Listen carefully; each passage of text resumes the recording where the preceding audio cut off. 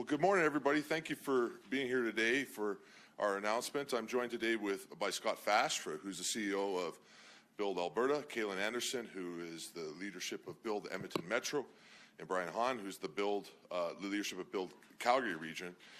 BILD has been a pretty critical partner of the government, as well as the industry that they represent over the last several years as we have faced the housing crisis in Alberta, making sure that we continue to address the unique challenges in Alberta and the challenges that we also see across the country as we make sure that we continue to build more homes.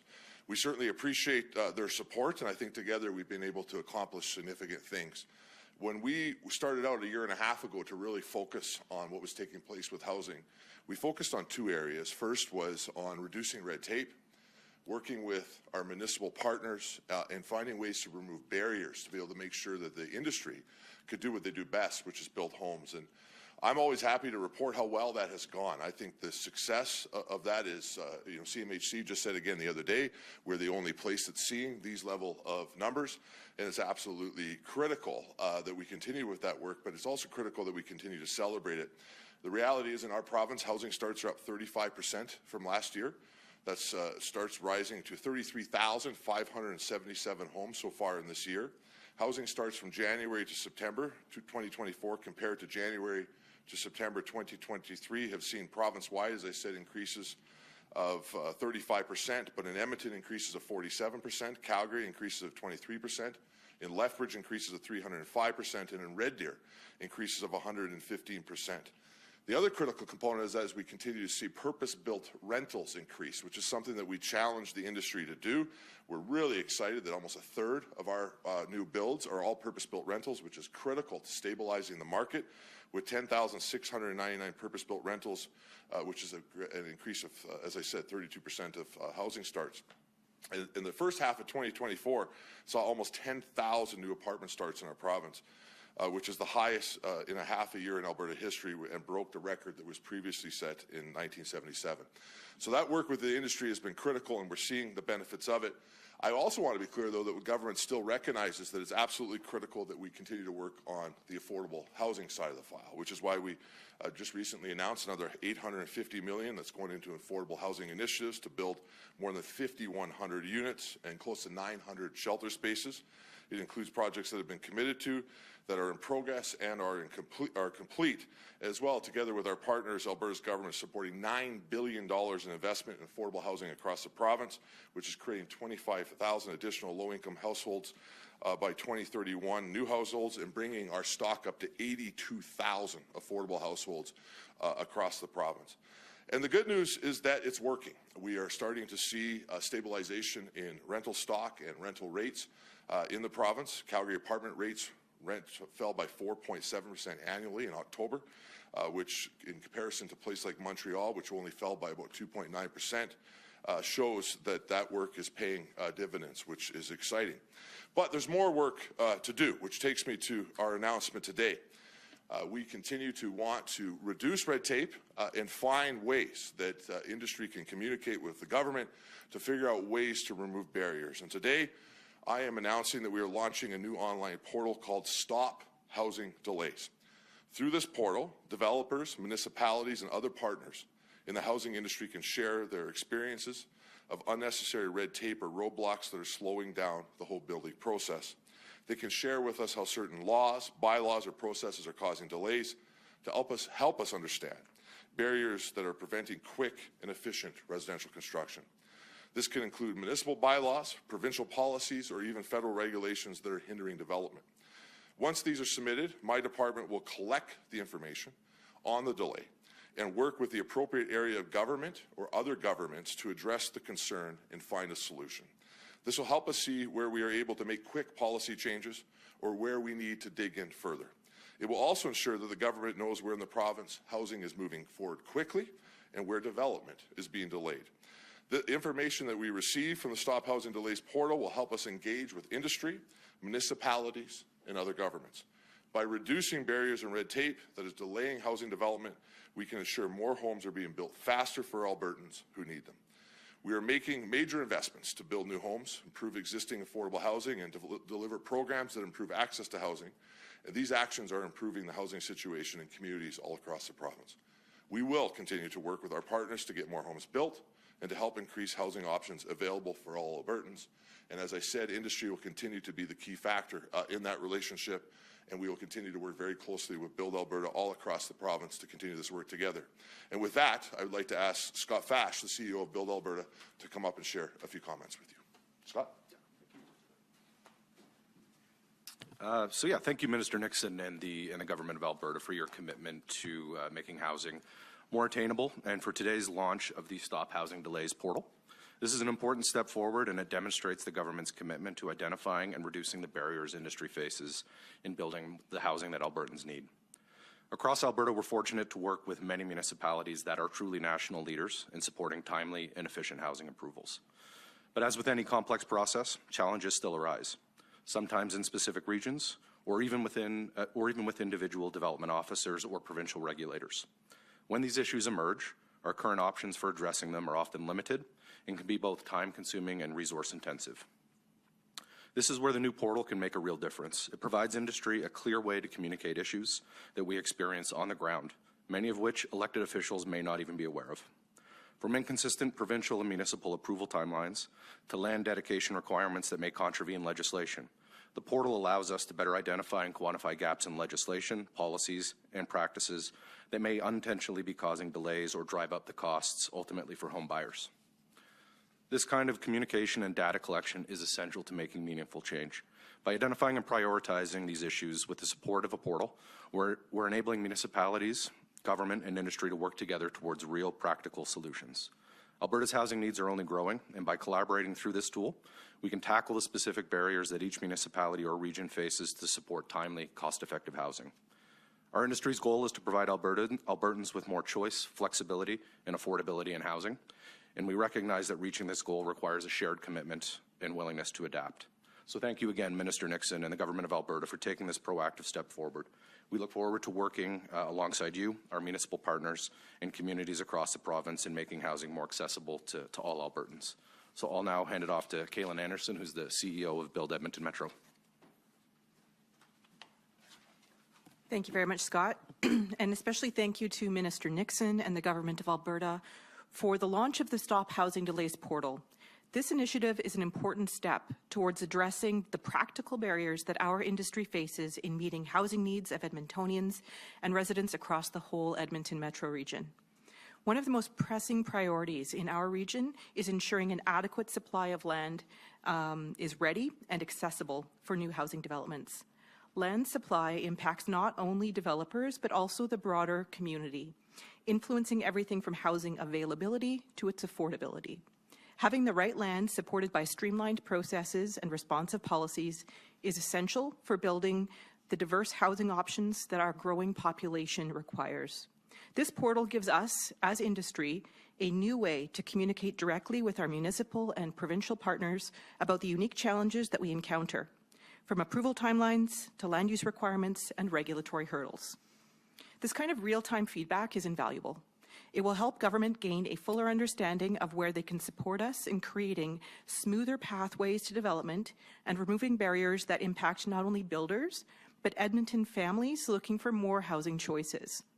Ultimately, this tool isn't just about streamlining processes for development. It's about creating efficient, collaborative approaches that benefit all of us.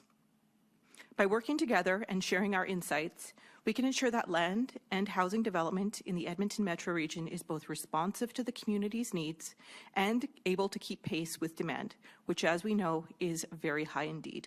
So thank you again to Minister Nixon and the Government of Alberta for recognizing the importance of industry input and for taking this proactive step towards housing accessibility and affordability in our province. We look forward to continuing this collaboration to build a more vibrant and inclusive Edmonton metro region and Alberta as a whole. Thank you very much. With that, I will give the final word here this morning to my counterpart Brian Hahn, who is the CEO of BILD Calgary. Well, good morning, everyone, and thank you very much, Kalen. And certainly, Minister Nixon, thank you very much to you and your colleagues at the Government of Alberta for your focus and attention on the key issue of housing. I know I echo the comments of my colleagues here from BILD Alberta and BILD Edmonton, and I know that they would agree with me that this industry makes a significant impact on Alberta. In Alberta, it's estimated that the housing sector employs over 60,000 people in new home construction and in both on and off-site jobs, and that results in nearly $4.7 billion in wages and adds $10.7 billion in investment in Alberta, across Alberta, rather. Right here in Calgary, those similar numbers in new home construction result in just under 30,000 jobs paying $2.2 billion in wages, which adds $5 billion to the economy of the Calgary metropolitan region in terms of investment. BILD Calgary members have been building housing at a record pace for the last 3 years, as the minister said, and they've been satisfying the demand for a wide range of housing options. Key to driving affordability in those projects that are delivering, that our members are delivering rather, is minimizing the cost and time barriers that all of those projects must go through in terms of processes in order to obtain approval to proceed. We support all initiatives intended to lower and eliminate time and cost barriers to land development and additions to housing supply. We very much look forward to collaborating with the Government of Alberta, as has been invited here this morning, as well as our partners in city building in the municipalities of the Calgary region, and lowering and eliminating all of those barriers to housing supply so that we can truly deliver a affordable, attainable product to all Albertans who want one. Thank you very much, and I'll turn the podium back to the minister. We'll now open it up to questions from the media. Remember to please state your name and outlet, and we'll be taking one question and one follow-up today. There's a microphone just off to the side if we could use that. Hi, Minister. Adam McVicker with Global News in Calgary. I'm curious how the government would use this type of information, considering we're seeing pretty strong numbers here in housing starts. I'm curious how the government would use this information when it comes to like a municipality, for example. Well, I think we're going to use it a couple ways. I mean, first, I think it starts with using it internally within the province before we even talk about how we will handle it with municipalities. You know, I have over the last year, I know the Premier experiences the same thing everywhere that we travel. We talk to different developers and different construction companies who are saying, hey, I got this project that's going to build 10,000 more units. In a particular city, it's being held up by blank associated with the Alberta government, often within my former Ministry of Environment. And then we start running down that process, and you know, it's happening enough that we need a process internally within government to have that conversation. So what will happen now is if we hear a hold up on a transportation issue, for example, maybe a overpass needs to be put in place to be able to complete a certain project, maybe a water permit is what the issue is, you know, issues like that. And as a lead on housing, our ministry will then take that information similar to what has taken place with the Department of Red Tape. When information comes in, we'll communicate with our colleague over in that appropriate department, and we will fast track a process through that to continue to build more units. We are having success, you're correct, but the reality is at the pace that our province is growing, we have to continue to maintain that momentum and frankly even increase it slightly more to be able to keep up with where we're going. When it comes to municipalities, we see this as furthering the conversation that we've already started a year ago with municipalities, making clear that we expect municipalities to work on things like red tape issues, building permit issues, as part of a condition of us funding those the municipalities for things like transportation costs, for things like other traditional affordable housing projects. And we don't want to put a number to it or targets. That's not what I wanted to do with municipalities. I just want to say that we need a real strong working relationship to see success. I know the mayors of the two largest cities agree with that process. And so we would then take this information, we would communicate through our colleagues that, hey, we see this as a holdup, and we think this needs to be a conversation as part of us extending the C-train line or whatever may take place. You know, a great example would be the work we did for the new stadium here in Calgary, where, of course, the government's not investing in the stadium, but is committed to transportation dollars associated with that stadium. Part of that negotiation was a commitment to thousands of units of high-density housing that had to come along with that process. So I see this as a way to start that conversation. And what I also think is that that conversation has taken place a lot with our largest cities because that's where we can see it in big numbers. But this will pave a way for us to be able to communicate with smaller mayors, smaller town mayors, like communities that I represent, because we'll be able to see it, and it opens up dialogue either through the MLA or through my department. Fair enough. And to some of the industry representatives here, I mean, the industry you guys are all represent, as you can see by these numbers, it's been going at a pretty steady pace now over the last number of years. So I guess how significant are some of these delays the folks you represent are dealing with right now? Maybe some examples of what we're maybe experiencing here in Calgary or across the province. Yeah, I think it's going to vary from municipality to municipality, and you're not going to point to one and say it's all of them and in this one process. It's, I would say, a culmination of issues across a multitude of municipalities across the province, and a lot of it happens kind of through the development permit phase where you have your zoning in place, you have 95% of it's done, you get to the development permit phase, and what we're finding in some jurisdictions or some development officers is that keeps getting referred back for additional information, or they'll make changes to a site plan or any of those things, and really a process that should take, in our view, a month max is now extending to 6 months to 8 months, a multitude of those things. And that to me is just, it's a symptom of probably overly complicated policy or a lack of, or too much discretionary authority granted kind of throughout the chain of command through those approvals. That's a really broad one. Building code interpretations are another one where oftentimes you'll have within the same municipality, one safety codes officer interpret the same line of building code differently from another one in the same jurisdiction. And it has significant impacts on cost, design, and approvals. So I think the idea is to be able to funnel this information to the minister, to the appropriate person, so we can say, okay, well, this is consistently coming up. We need to prioritize either a change in the MGA, the Safety Codes Act, whatever that may be, to resolve it.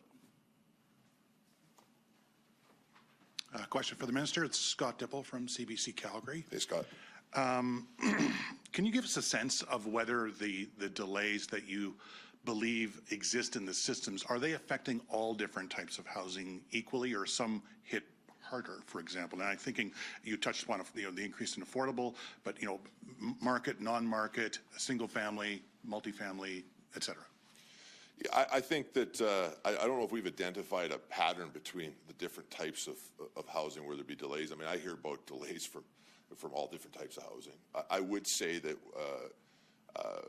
on the more traditional affordable side of housing, we are also seeing another type of delay beyond this, which would be the NIMBYism, the not my backyard conversations with some of our affordable housing projects, which certainly this would not be designed to correct. That's a different conversation. But the reality is, I think, a seniors lodge runs into some of the same hurdles that we're hearing from a traditional purpose-built rental facility. So, what often happens is you'll be in a meeting and you'll hear sometimes even from a city councilor or from a developer, hey, this project that we have in this part of the city that's going to create 25,000 units of housing is being held up because we need funding for an overpass, for example, or we can't get approval for a sewage project that needs to take place. Sometimes that's even money. Sometimes it may not even be a red tape question. But it's important that that's then identified to the government so that we can then take a look at it in comparison to the investment, right? And so that, that information as we look through budget and talk to our colleagues in other departments, I think is pretty critical, because if we add that a certain type of infrastructure project is going to create another 10 or 20,000 units in a place like Calgary, that obviously is, I think, relevant to the budgetary question.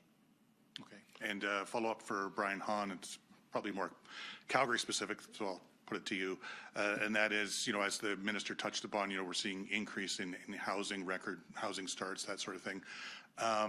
But without knowing if this has the potential to increase, let's say by 10% or 20%, is the industry going to be able to find enough labor to execute on all these additional projects that are potentially coming? So it's an interesting question, Scott, and thank you for it. 3 years ago, when I was asked that same question, will industry be able to find enough labor, I certainly had my doubts. But quite clearly, industry has been able to find enough labor or come up with creative and innovative solutions to, for 3 years on the trot, hit record numbers. Certainly the attractiveness of Calgary and the region as a place to live and its relative affordability nationally is a big driver of that. And in addition to attracting thousands to come and make Calgary their home, it's also attracted those who work in the industry, and it's supported that effort as well. So I continue to expect industry to do that, and look forward to continued solid growth in the Calgary region. And I certainly am supportive of the other Government of Alberta policies to help point young Alberta men and women towards the very worthy careers in the trades. And I think that really is amplifying all of the efforts of our members as well. Thank you. I'll add just, if I could, to the labor question. I think it's fair that all of us recognize that labor is probably one of the biggest potential pinch points as we progress with the growth that we see, not just for housing, but across all of our sectors. And you know, the government has approached this when it comes to housing in our overall housing plan in two ways. One is a focus in the short term to make sure that things are being adjusted as far as attracting who was migrating to this province anyway in a targeted way to try to look towards trades or other individuals that could help deal with the housing crisis simultaneously to dealing with the trade crisis. And I think we've seen some success. The industry certainly told me that. And then the other work that we've really been focused on with the Minister of Education and the Minister of Post-Secondary, could speak more to it, but it is part of the housing plan, was a real effort at both the university and the high school level to target attracting people to the trades. That's not going to pay off in the next year or two, but we do anticipate, as the province continues to grow like this, that we will see tremendous benefit to the trade as a result of that to trades, I should say, as a result of that investment. It's going to continue to be a big focus of the government on the education side. Things like, again, attracting high school students to want to go to trades, getting high school students who have already identified wanting to go into trades in early. We have high school programs starting to build homes elsewhere in the province right now to expose young people to trades. And so I think that's where we will see the long-term effort be able to pay off while we continue to absorb the short-term pressures. We'll now take a break in the room and move to the phones. To ask a question, please ensure you are not on speakerphone when using your keypad and press *1 to enter the queue. If you press *1 before the media avail begin, please press *1 again. Operator, can you please put through our first caller? Yes, first caller is Shalane Selsky from CTV News. Please go ahead. Hi, thank you so much for taking my question. I'm not sure who best to direct it to. I'm wanting to ask about Edmonton specifically. Do we know how permit timelines or delays compare in Edmonton versus other jurisdictions? Is there a region, I guess, that is known for having the fastest approval timelines, and how might the capital city compare to that?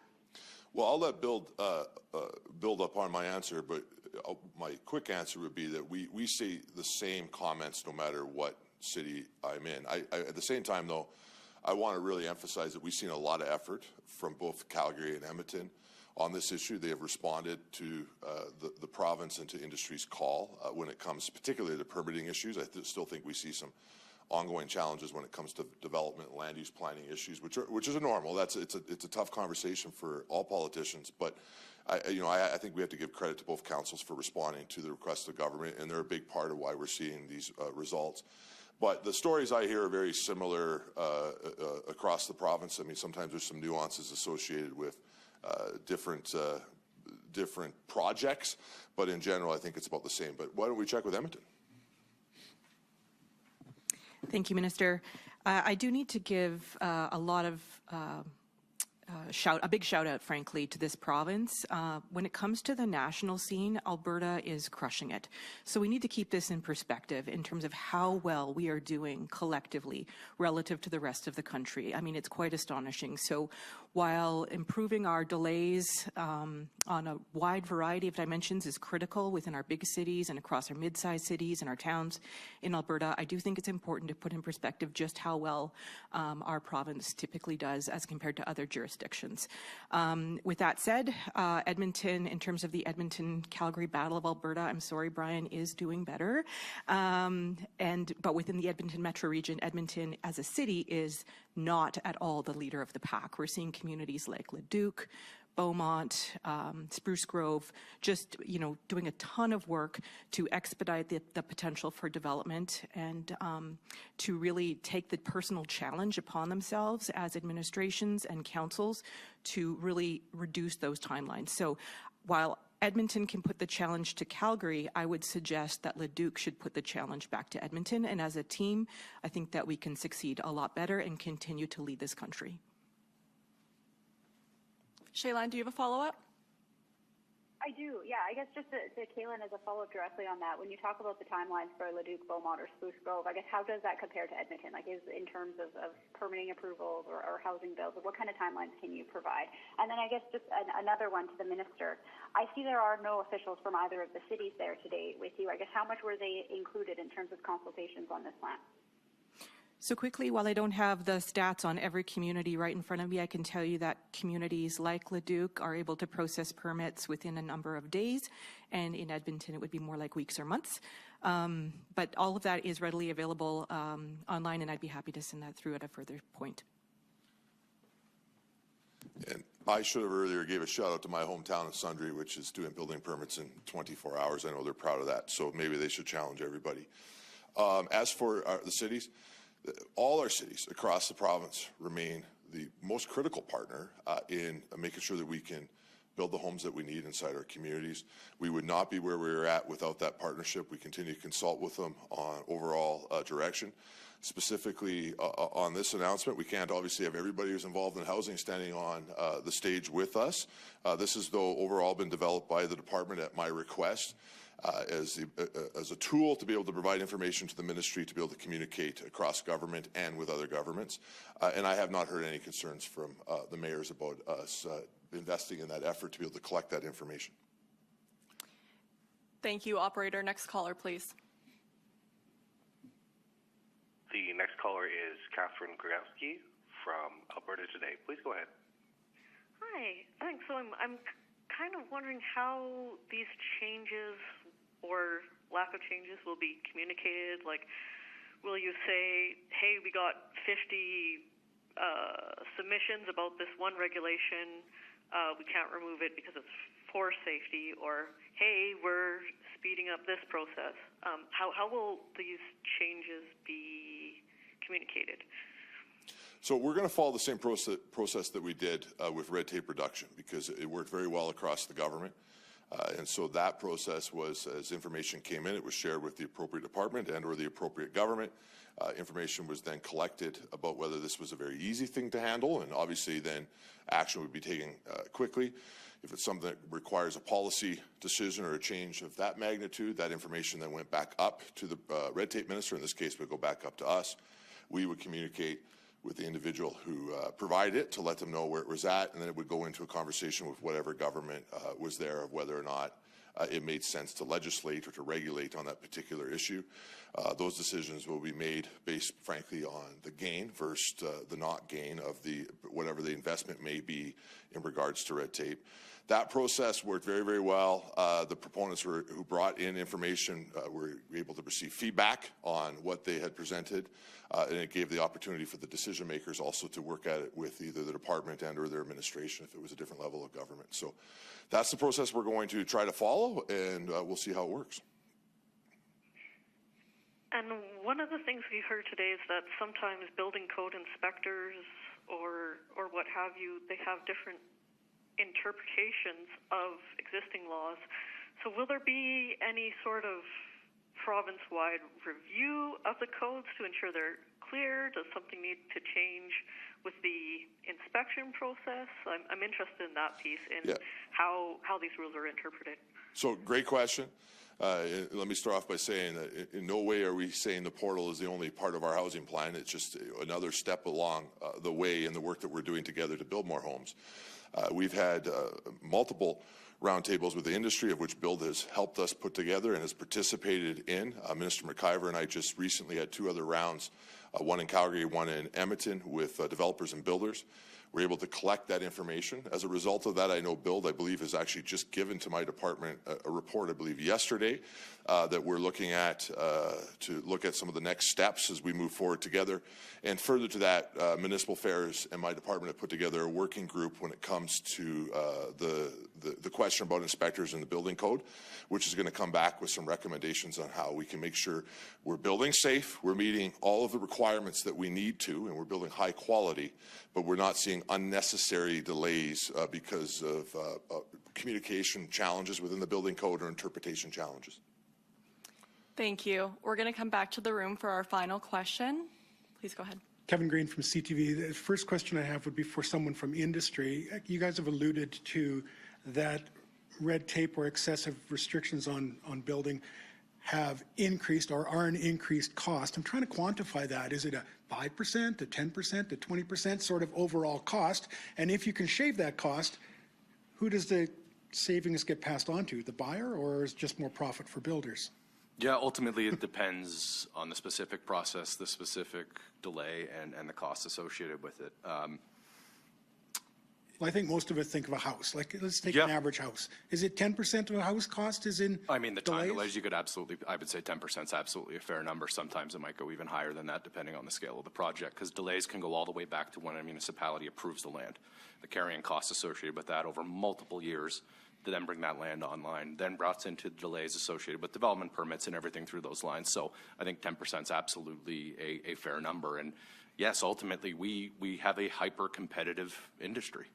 Our builders compete on a day-to-day basis with each other, and the way they do best from a business perspective is to be able to provide a product to the widest swath of the population possible.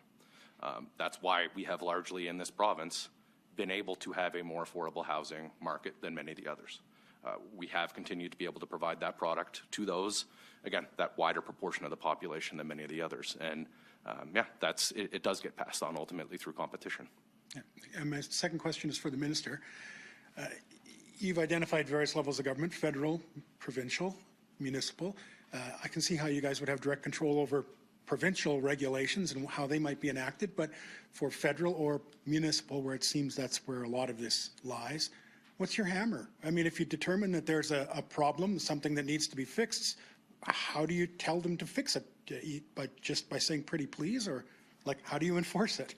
Well, let me just add one quick thing to Scott's point, I think that is worth elaborating on in regards to your first question, and that is, you know, there's two types of costs that are being created by the housing crisis. One would be, to your point, if it's increasing input cost on the developer or the builder, which I think Scott did a great job answering, so I won't try to elaborate on it. But to restore affordability at a macro level, or to maintain the affordability that we have in this province, the number one thing we have to do is continue to increase supply.